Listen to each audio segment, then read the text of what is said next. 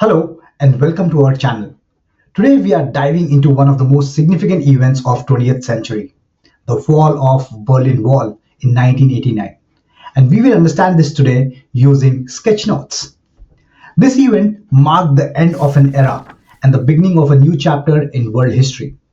But to understand why the wall fell, we need to go back in time and look at why it was built in the first place. After World War II, Germany was divided into two parts, East Germany and West Germany. East Germany was controlled by the Soviet Union, while West Germany was supported by the United States, the United Kingdom, and France. Berlin, the capital city, was also divided even though it was located deep within East Germany. As the Cold War tension grew, so did the number of East Germans fleeing to the West. To stop this mass exodus, the East German government decided to build a wall in 1961, effectively sealing off East Berlin from West Berlin. The Berlin Wall was more than just a physical barrier. It was a symbol of the ideological divide between the communism and democracy. The wall stood for 28 years, during which time countless families were separated, and many people lost their lives trying to escape to freedom. Life in East Germany was vastly different from life in the West. The wall not only divided the city physically, but also created a stark contrast in living standards. The western side thrived with vibrant color and economic prosperity, while the eastern side was marked by government control and economic hardships. For nearly 3 decades, the wall separated families and friends, creating an emotional and psychological divide that was deeply felt by the people of Berlin.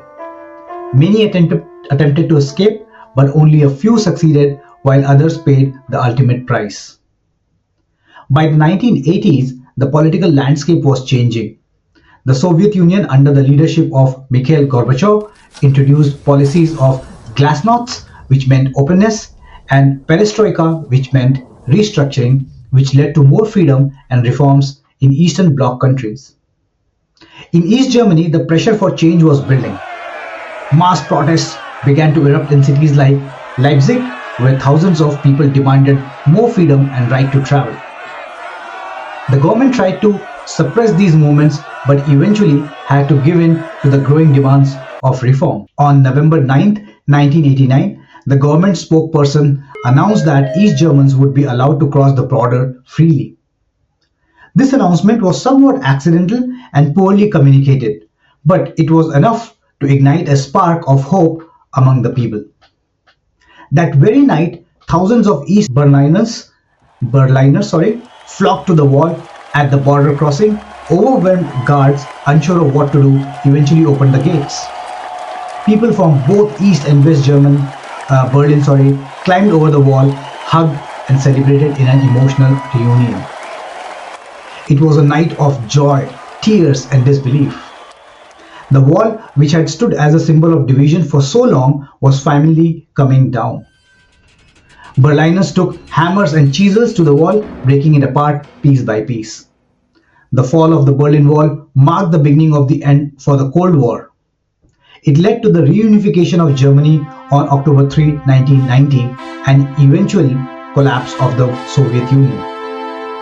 The world watched as a new era of hope and freedom began.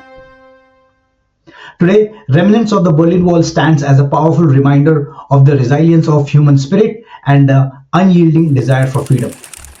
The wall's fall is celebrated as a victory of democracy over oppression. Thank you for watching this. Our attempt is to make history topics easy to understand and remember, and that's why we use sketchnotes to explain. We are currently sketchnoting on various topics so that even teachers can use them as templates to draw and explain it in classroom using these drawings.